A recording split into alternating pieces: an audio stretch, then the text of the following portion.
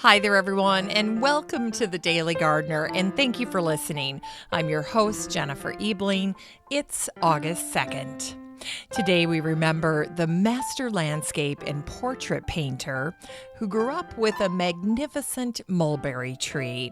And we'll learn about the planting of the first potato in Hawaii and the discovery of a tree named for Benjamin Franklin.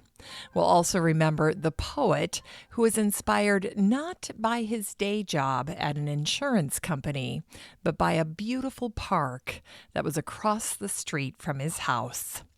And we'll review some August weather folklore. And all I have to say to you is you might want to grab your coat. And we grow that garden library with a book that lets us drop in on some of the most gorgeous spaces in the world. And then we'll wrap things up with a little post about a non-public, private, gorgeous garden at Longwood. But first, let's catch up on some greetings from gardeners from around the world and today's curated news. Well, today I thought I would begin by welcoming the newest members to the Facebook group for the show, the Daily Gardener Community. So I want to wish a warm welcome to Karen Freeman, Eds Nugid, Paula Toscanati, Diane Dollick, Lisa McAuliffe, and Keely Criswell Brock. Welcome, you guys. Then second, I wanted to tell you a little bit about what's been going on up here at the Cabin Garden. This past week, I had a construction company come out. They were just fantastic. Gregory Construction out of Chisago, in case you live up in this area. And they did 2 projects for me, and these have been on my list for the past 2 years. The first project was to put new footings under the deck. And this became especially important to me once the kids and I started living up here full time. The deck is now where I have my kitchen garden. So I've got 3 2-foot by 4-foot planters. Those babies add a lot of weight.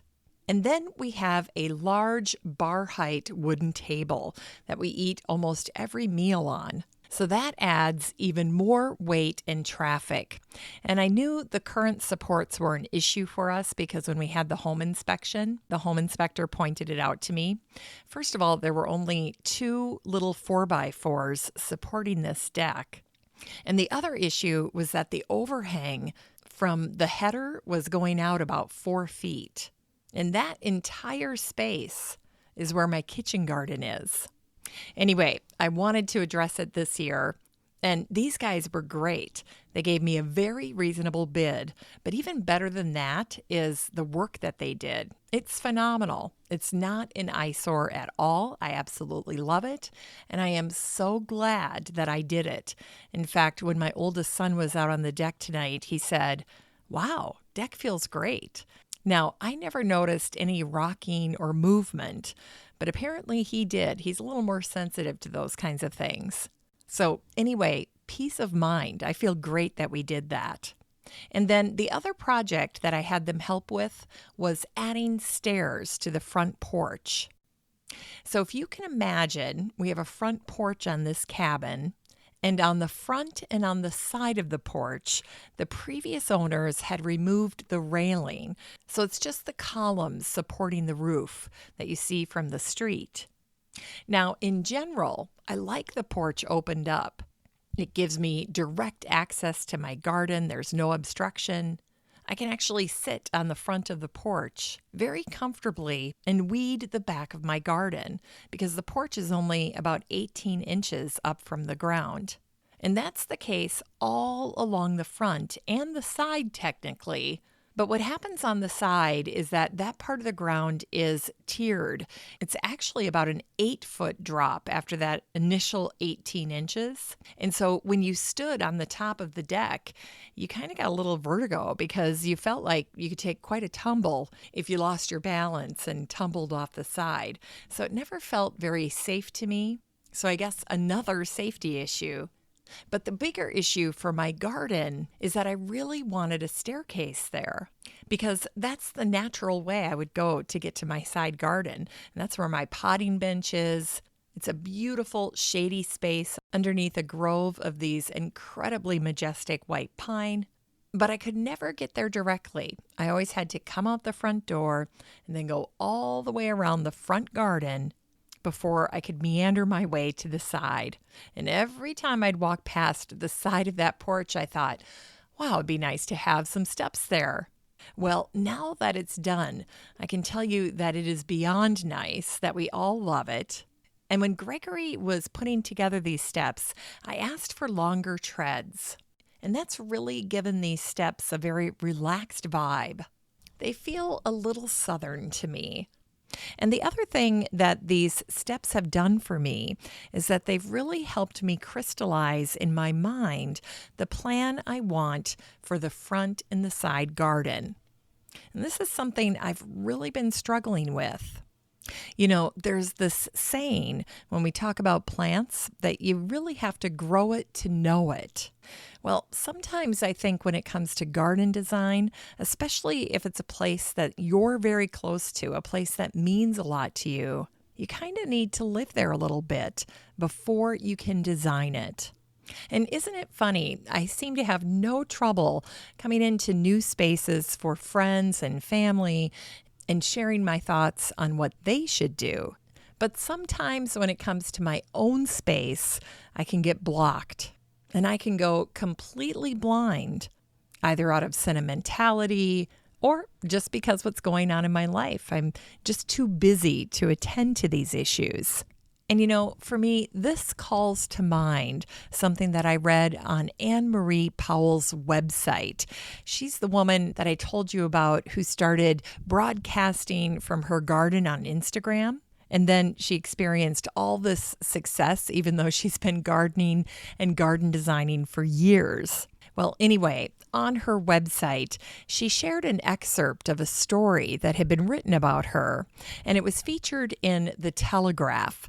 And the title of the piece was, "A Fresh Pair of Eyes on Your Garden Can Throw Up New Ideas If You Can Handle the Criticism." And this article really made me chuckle because it's exactly what I'm talking about right now, some garden blindness, or blocks to effective garden design. So this piece was written by Stephen Lacey, and he had Anne Marie stop over and give him some tips on his garden. But listen to what he wrote. In your own plot, it can be hard to see the wood for the trees. Why is there a great big hedge down the middle of your garden? Asked Anne Marie Powell, the designer, when visiting last autumn. This rather ambushed me. That's what Stephen said. And then he said, when we moved in, this panel of cypress was essentially screening from the neighbors.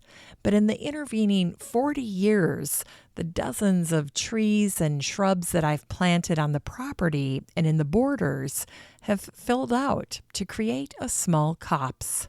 Yet the hedge has continued to sit there, a 50-foot long, 12-foot high, 5-foot wide fixture whose presence I have never questioned. Suddenly prompted to think about it, I realized it had no purpose at all. And on the first day of lockdown, the tree surgeons came to fell it. Isn't that a fantastic story?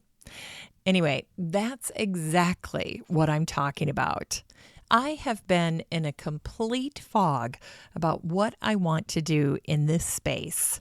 And then suddenly, I've been handed a key in the form of a stairway up to my porch, and it's unlocked the entire mystery for me. Now, why am I sharing this with you?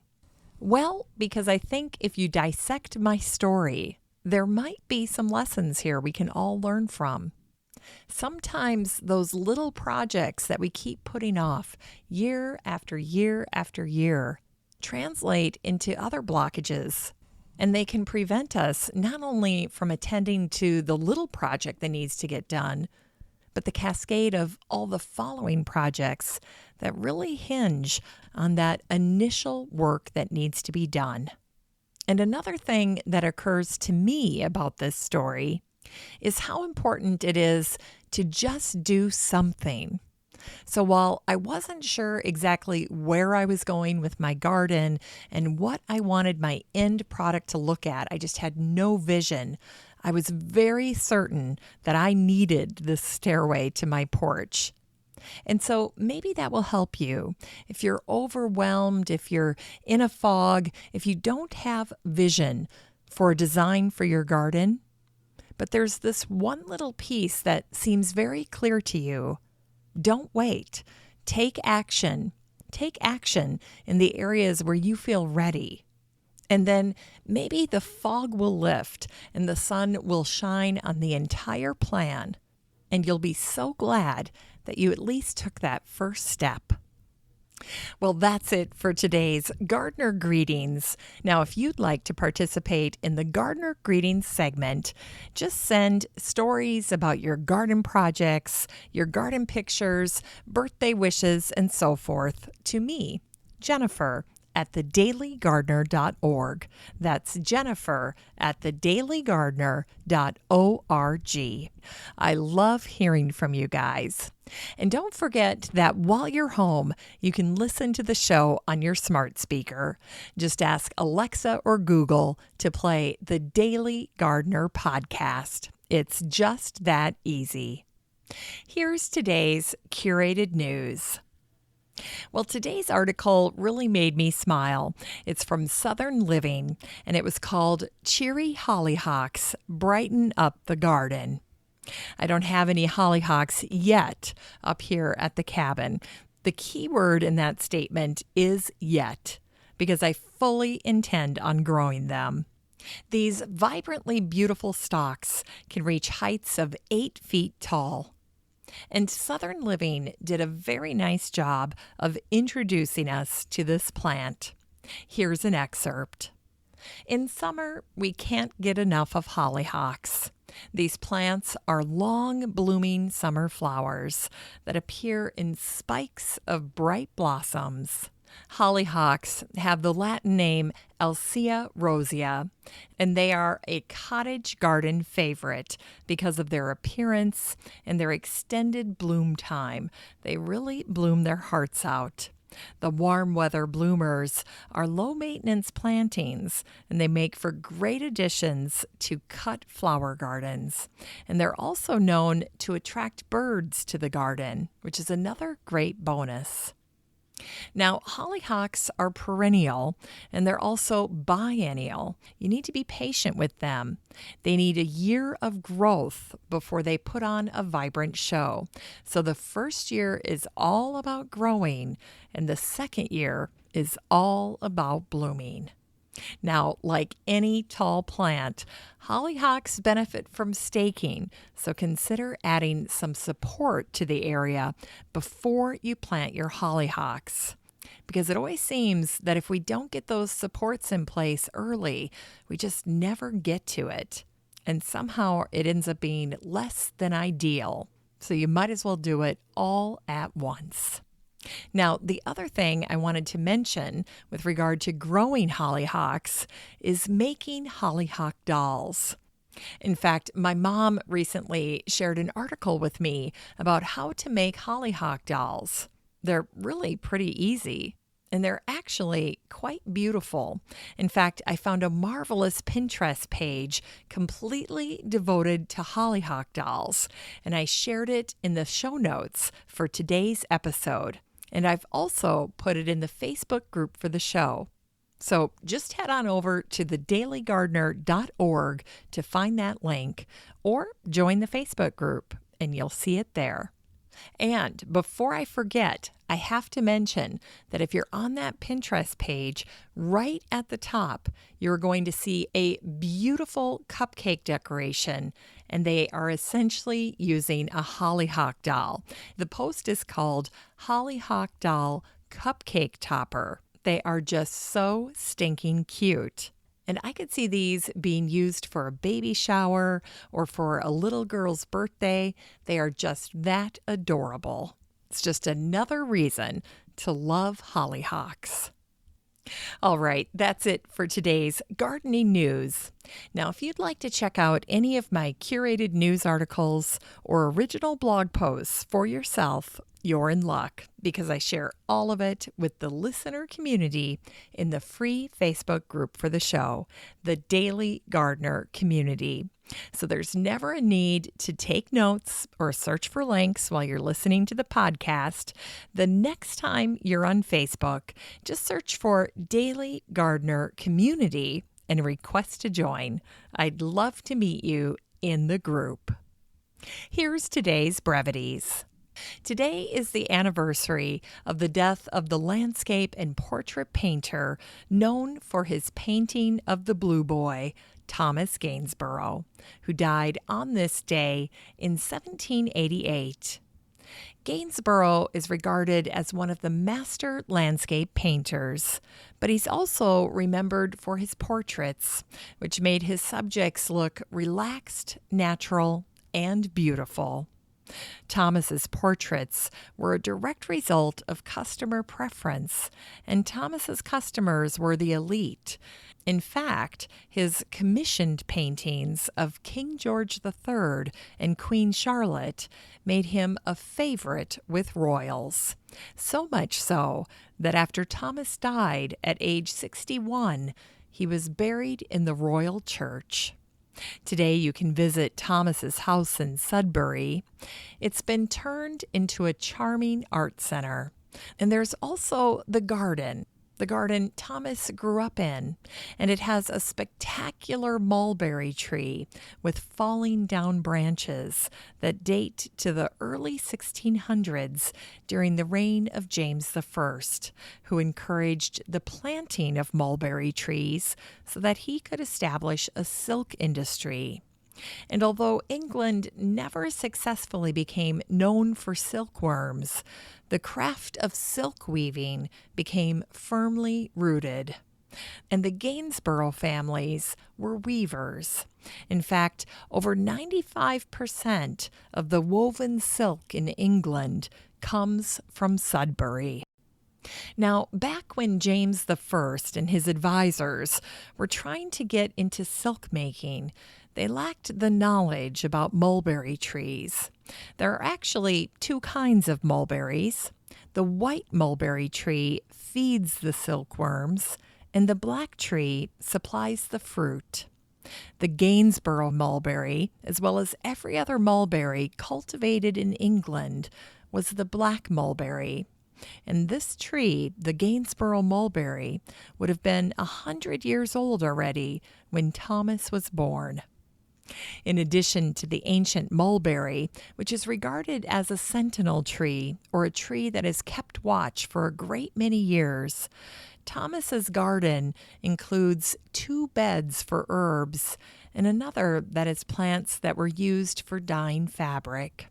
There are also beautiful trees on the property, such as medlar, quince, and witch hazel, which gives some beautiful color and scent to the garden early in the year.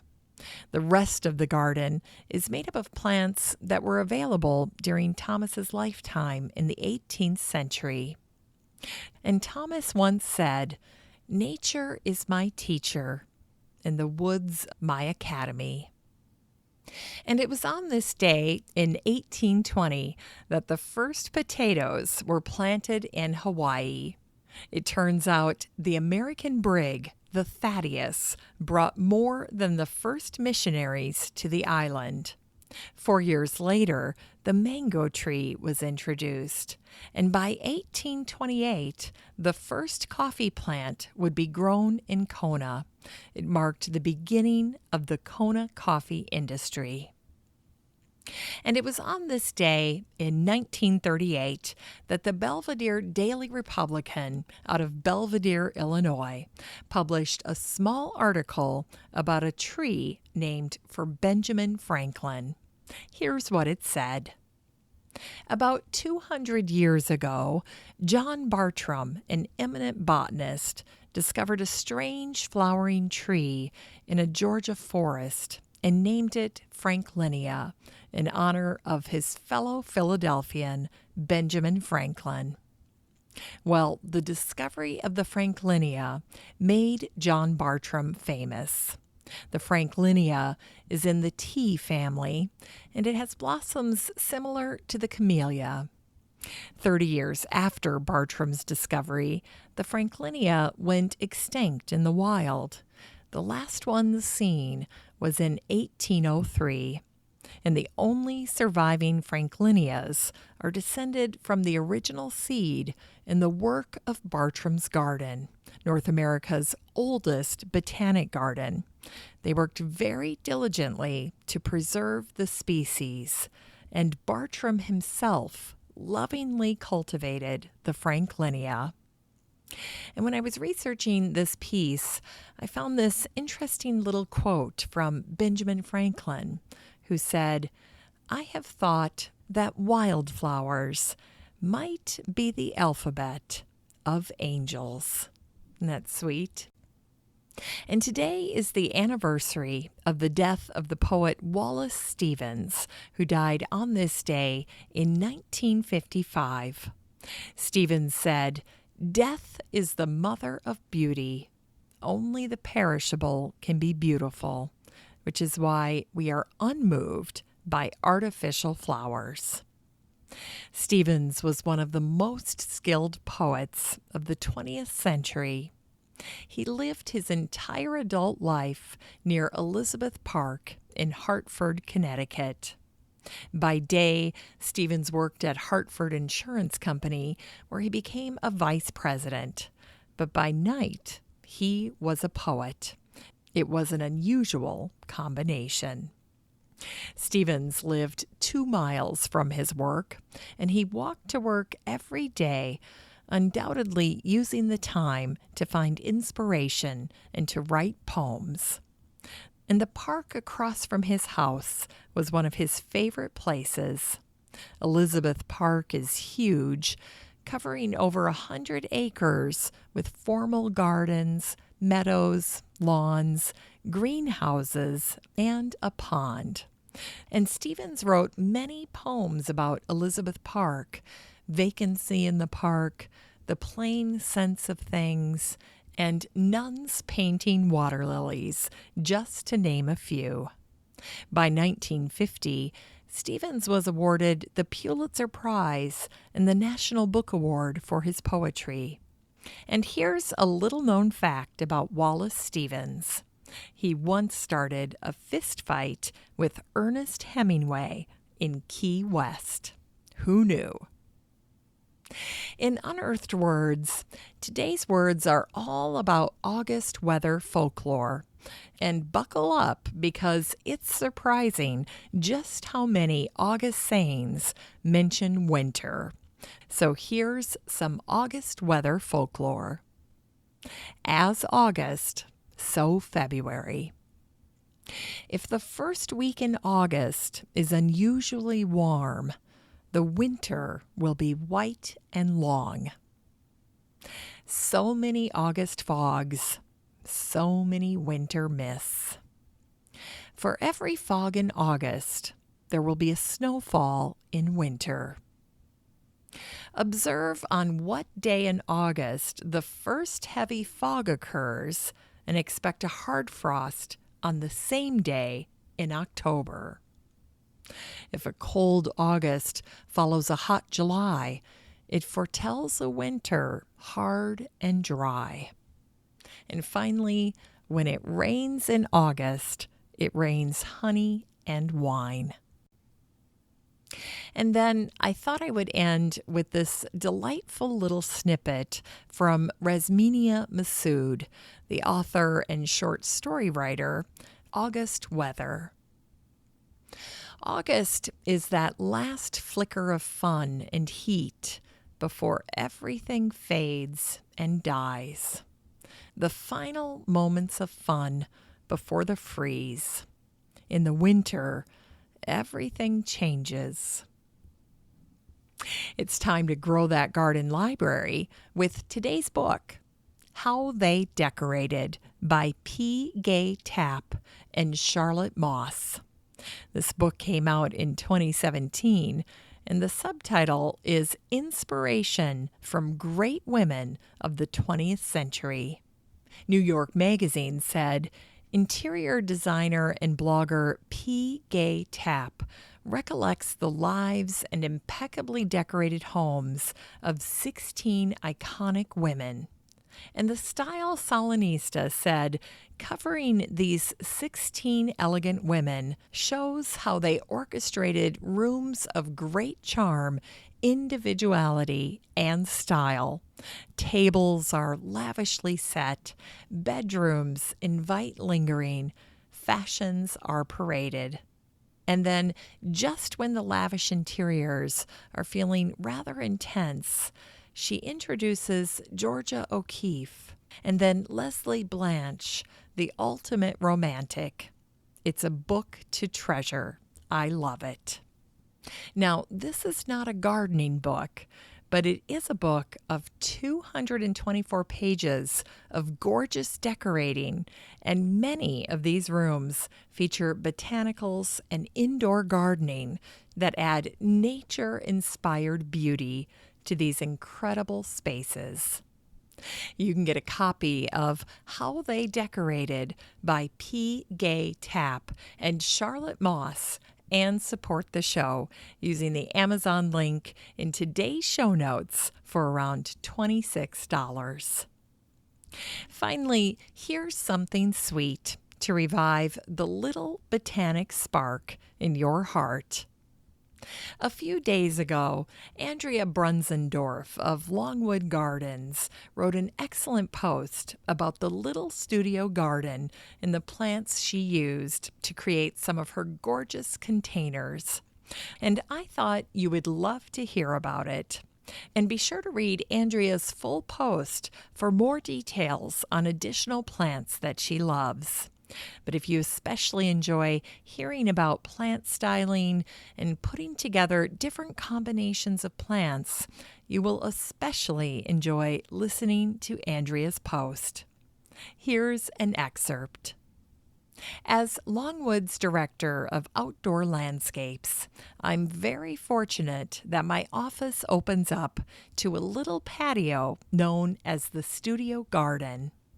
This 35-foot square space centers around a large elliptical concrete pad surrounded by low stone walls to sit for lunch or lean one's bicycle against before or after it gets you around the gardens in the morning. This beautiful little space serves as a constant reminder to me that the physical action of gardening is good for us. Not just for our bodies, but also for our mental well-being, as it gives our minds a respite. This morning, as I wrote about my containers, I was reminded of the basic human need for nurturing something like plants, and the simple pleasure that comes with it. In early June, once all the seasonal change-outs from spring to summer have taken place, you will find me squirreling around, gathering leftover plants to switch out for the studio garden's seasonal containers, from spring bulbs to summer annuals. This year sparked the idea of creating calm, interesting space to rest my eyes and meet colleagues for a social distancing lunch. The mantra I followed while gathering from the surplus plants was looking for green, one of the most diverse, versatile, and beautiful colors in the plant kingdom. I pulled back from intense flower colors and focused on the textures, structures, and foliage of plants by combining those based on harmony and contrast.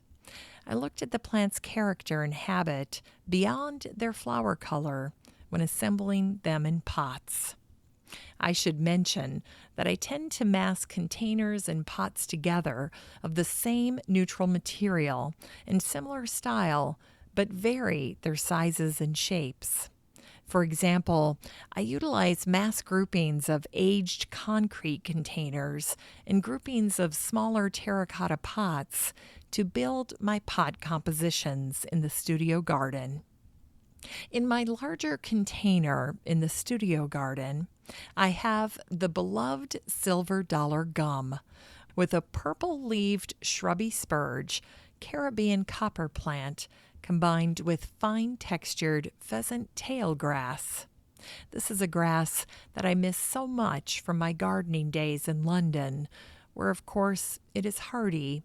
But here in Pennsylvania, in Zone 6B, we must remember to enjoy it during the warmer months before extreme winter cold takes it. Honestly, I'm not sure how the pheasant tail grass from New Zealand is going to weather the high humidity combined with summer's heat on my patio. But as gardeners, we should not be afraid to experiment. Trialing new plants, growing them in different conditions, or creating unusual compositions are all worthy ventures. Sometimes a plant fails and doesn't thrive, or the impact of the intended design is not what we'd hoped for. But in the end, we have learned something.